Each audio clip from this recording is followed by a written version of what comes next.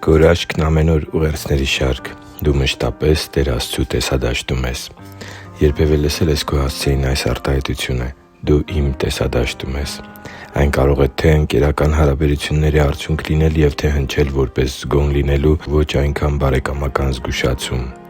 Սիրելի՛ բարեկամ, ուզում եմ իմանաս, որ դու մշտապես Տեր Աստծու տեսադաշտում ես, սակայն Նրա աչքերը լի են հայրական ջերմությամբ և քո հանդեպ խնամքի փափագ տածող հոգատարությամբ։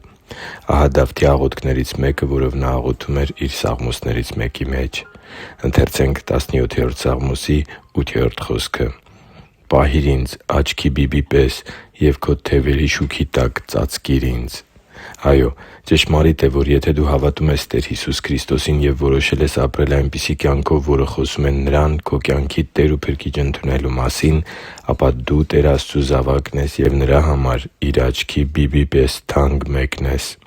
Տերը միշտ հետևում է քեզ։ Նա մշտապես Իր աչքը քեզ վրա է պահում, որպեսզի հոգ տանի քեզ համար։ Դու մշտապես Նրա տեսադաշտում ես, և Նա հսկում է քեզ որպես Իր ամենաթանկ գանձի։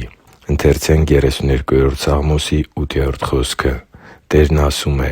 «Կուսուցանեմ քեզ և կսովորեցնեմ քեզ այն ճանապարհը, որով պիտի գնաս. կխրատեմ քեզ, Իմ աչքը քեզ վրա կլինի» (Սաղմոս 8․8)։ Աստծու համար թանկ ու սիրելի՛ զավակ, վստահ եղի՛ր քո հանդեպ մեր երկնային Հոր սեր և բարություն ճառագող ուշադրության հարցում։ Այս խոսքերը, որ ուղղել եմ մեր եկեղեցու քույրերից մեկին, հիմա էլ ուզում եմ քեզ ուղղել։ Մեր բոլոր խնդիրների արմատը Տեր Աստծուց հեռանալու մեջ է։ Մեր բոլոր խնդիրների լուծումը Նրան մոտենալու և Նրա հոգատար պաշտպանության ներքո վերադառնալու մեջ։ Ինչ էլ պատահի քեզ հետ, եթե դու Տեր Աստծուն սիրող մարդ ես, ի վերջո, ամեն բան դեպի բարին է շրջվելու։ Ամեն բանից առավել մտահոգվի՛ր երկնային Հոր հետ քո հարաբերությունները վերականգնելու մասին։ Մնացած ամեն բանի համար Աստված Ինքը կհոգա։ Եթե դու Քրիստոսի աշակերտն ես, ապա Աստված քեզ երբե՛ք դուրս չի թողնի Իր տեսադաշտից։ Ինչպիսի՜ ուրախություն է գիտակցել Տեր Աստծու անխափան ու հարատև հոգատարության ներքո ապրելու հիասքանչ փաստը։